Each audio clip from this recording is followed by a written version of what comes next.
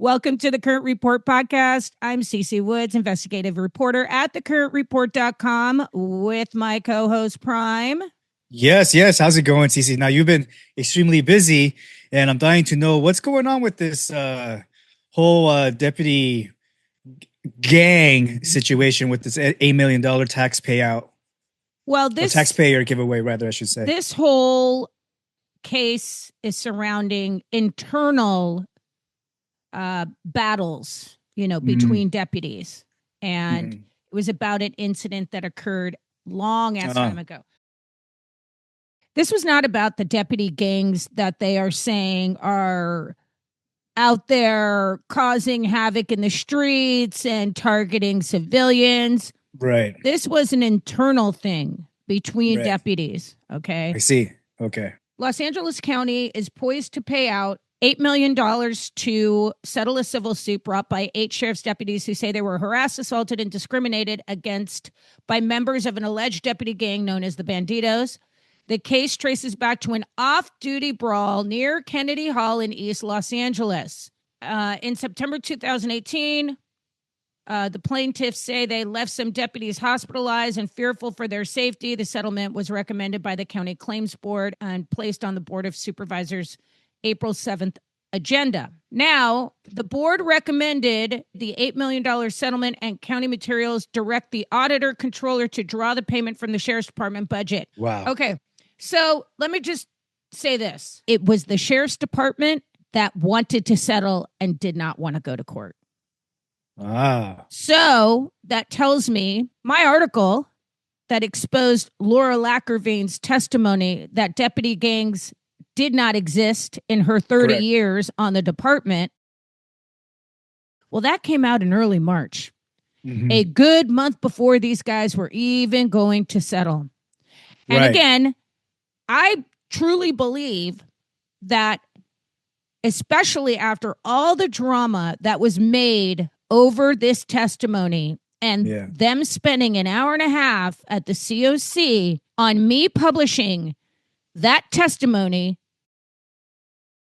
And even Luna's going, I don't even know if it's really a court document. Dara Williams from the OIG, the Office of Inspector General, even she couldn't deny that it was official court testimony. I certainly understand that the current report is not always a reputable source of information, but that doesn't mean that their information is always incorrect. And so I think that it's important to note that accurate information is accurate information, and that if the department fails to acknowledge that certain information is accurate, that's a concern. She tried to say I'm not credible, but in the same sentence, she's going, well, but this is credible information. Yeah, it is. Of course it is. Anybody that wants to call me not credible or a gossip blogger, okay, then why are you getting raked over the coals at the COC meeting on March 19th and then at the Board of Supervisors April 7th? And you did say it. I just read you 3 pages of things that we're doing. So to sit here and listen that we're not doing anything or that I'm not doing anything so my department doesn't take it serious is absurd. I just want to start off by saying that. All of a sudden now they're going to settle this bandito bullshit, Yeah. So why would they settle all of a sudden? Do you think? Because there are no deputy gangs. Dara Williams from the Office of Inspector General said in front of the board, we're good now. We're okay with station tattoos. I have a problem with the station tattoo as long as everybody at the state, not that anybody cares what I think. But, I think I do care what you think. There is no problem with a station tattoo. Okay, make up your fucking mind. Okay. What is a station tattoo? What is a deputy gang tattoo? Have there been anybody that has been relieved of duty for having or being a part of a deputy gang? This is supposed to be a cancer throughout the department. Clearly, he's not worried about deputy gangs, because if he was, he wouldn't have these people surrounding him. So yes, they're not correct. dangerous. Clearly, they're not dangerous. I think it's hilarious that this whole thing is blowing up in his face. And it was the words came out of his own chief's mouth. She's the head of professional standards, Chief Laura Lacravine. That's her testimony. No, but somehow I'm the one getting in trouble for it. Well, they have to find a scapegoat. That's just how that works. And I'm pretty sure Luna's watching his zero tolerance on deputy gangs narrative being just flushed down. I mean, it's falling apart. It's worse than falling apart. I mean, I am in complete shock that they spent an hour and a half and all three of them were attempting to disparage me and my reporting. And they couldn't. They could call me gossip blogger. They could call me not credible, but the information is credible. And that's why I reported it. And there's just no getting around it. So that's why they rushed to settle this, because if they would have gone to trial with this, more of this would have come out for sure. No doubt about it. More of it would have come out. Look, are there bad apples on the department? Absolutely. I report on them all the time. And I'm still coming after you guys, by the way. I'm not going to stop. Yep. I need to protect the good ones out there that are actually doing their jobs, breaking their backs to protect us. It's the Democrats that are really trying to destroy the department, and they are really chipping away at it. I pray to God that we get Alex Villanueva back as sheriff. Yes. Because we are desperate for that man. Very much so. And the from the department, or rather, I talk to the deputies on a continuous basis, just like you do, and they're, to sum it all in one sentence, they've been telling me that they're tired. They're worn out. They're completely exhausted with just not only with all of this double shifts and mandatory overtime, but just with the nonsense that Luna's spewing out there. And they're just completely over it. He cannot come any quicker for sure. And I'm talking about Alex, obviously, with that, and now when it comes to this decision of awarding these deputies this $8 million settlement here, it wasn't only his decision, right? Who else did he partner up with to make that decision? Was it the Board of Supervisors, right? Board of Supervisors had a say in it, did they not? They know all about the testimony that I published. Yeah. You think the board and the COC and the OIG and Luna didn't have a chat? They all know about it. That's why he was on the spot on March 19th. The item placed on the agenda about court testimony is appropriate for an opportunity to clarify the sheriff's position, not a statement of fact, not bolstering what I think you maybe accurately characterized as a partisan gossip columnist whose blog did create some ruffles throughout LA County. I didn't even know it was on the agenda. Now,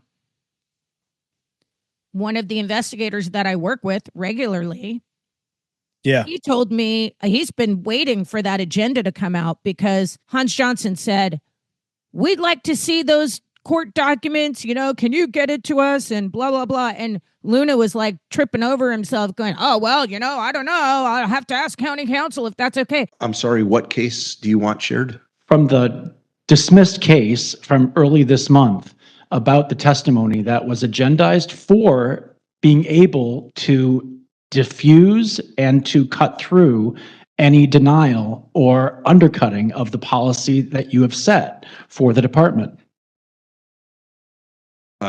I can share anything. I would love to share everything I have as long as it's within the legal parameters of what I can share. What I have to do is I have to go to county council and say, hey, I want to share this. Can I share this without getting myself or the department or the county in trouble. If they give me the green light, you can have it. Dude, shut the fuck up. Please shut up because you're full of shit.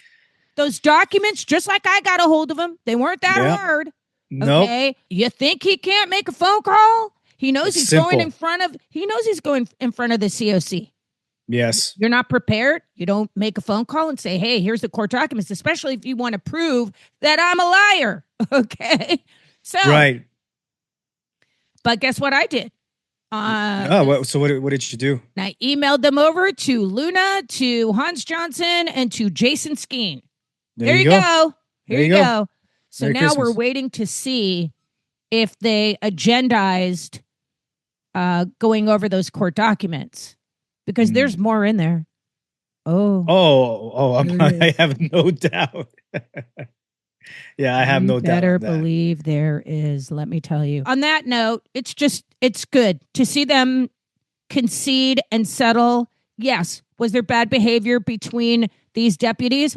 Absolutely. Boys will be boys. That's absolutely right. And Nailed actually, it was off duty. So I'm really kind of shocked that, unless they were being harassed at work, which I can see these numbnuts doing that shit. You know what I mean? Right. Yep. So on another note, I do have some updates on the whole grenade thing. So, oh, no kidding. So what's the update? Well, there's one thing that happened. Apparently there was a grenade that was found on the 405. No, it is not the grenade from last July, the second grenade that was missing. No, it is not. It is not. I know the whereabouts of that grenade, and I'm telling you right now, ain't nobody getting to it other than the military. Trust me. Right. Okay. But there was one found on the 405 freeway. Now, from what I understand, I got more details in terms of what happened that night. So there was supposed to be a sergeant with them, and there was not. They were supposed to be in touch with a sergeant. They were not.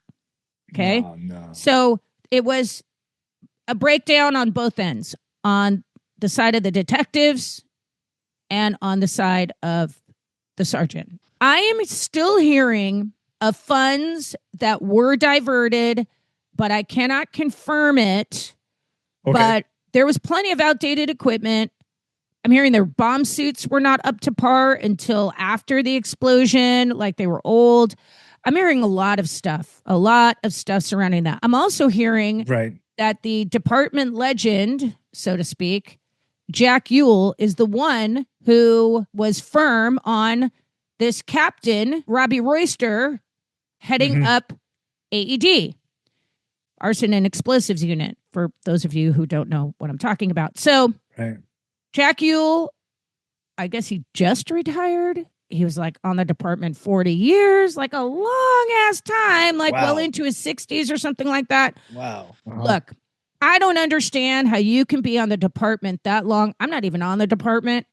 Right. And somebody is telling me that this captain does not have any tactical experience and no detective experience either.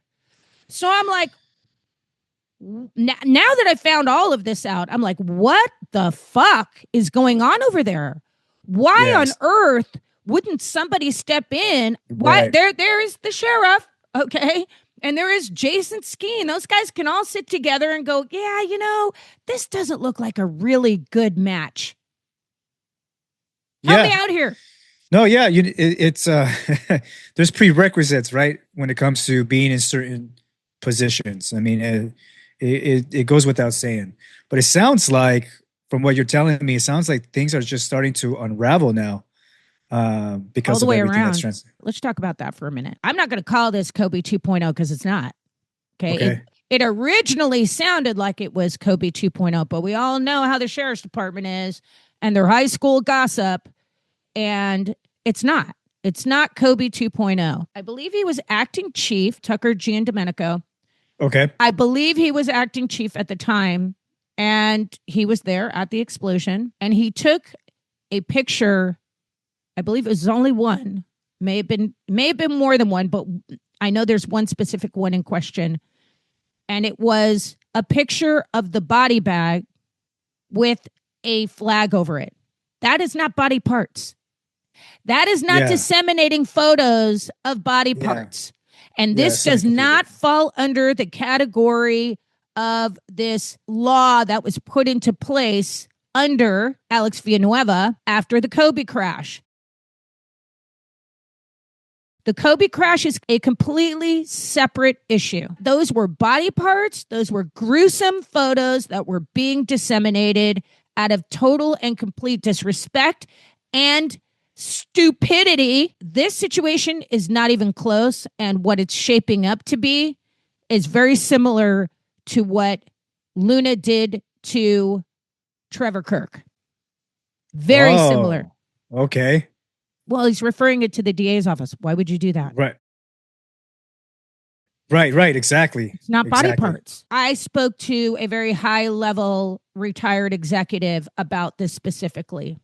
Oh, okay. And he said, absolutely, does not fit. They just don't care. And then he wonders why there's such an attrition. There's such a mass exodus of deputies leaving the department. I wonder why, Luna. I wonder why. You know. Well, that's interesting that you say so, because I just posted a video on. Yes, you did. On Instagram, and it is of him saying that recruitment is up, I think 20-something 25? percent. 20, I think he said 25%. Oh, because the marketing agency that we hired is doing such a great job. Our recruitment is increasing since we hired our marketing firm. Our recruiting is up about 25 or 29%. So anyone who is interested in joining our department, whether it is to be a sworn deputy or a professional staff member, we are hiring. And we pride ourselves in hiring a diverse group of folks, which, by the way, I don't know if I mentioned this long enough, but we have hired dozens of DACA deputies that are becoming some of our best deputies. No, and no. Okay. What the fuck? Oh, why does this man think that the constant gaslighting is working? Because it's not. People can see straight through that. His own team can see straight through that too. The deputies can see straight through it. It is so ridiculous. It's just there's a comedy. photo of 40 deputies that graduated the academy, and probably half of them are going to other agencies. Oh yeah. Oh my 40. Man, that's dropped a lot. 40. That's dropped a lot. Yeah. 40. I mean, what is a normal class? Normal class is like 100 to 120 recruits. Yeah, down to 40. That's what one of my friends was telling me. Like when he was in the academy, it was over 100. Yeah. Well, over 100. Yeah. Mm-hmm. Anyway, we'll see what the new week brings. And that's it for today, folks. All right. See you back here. See ya.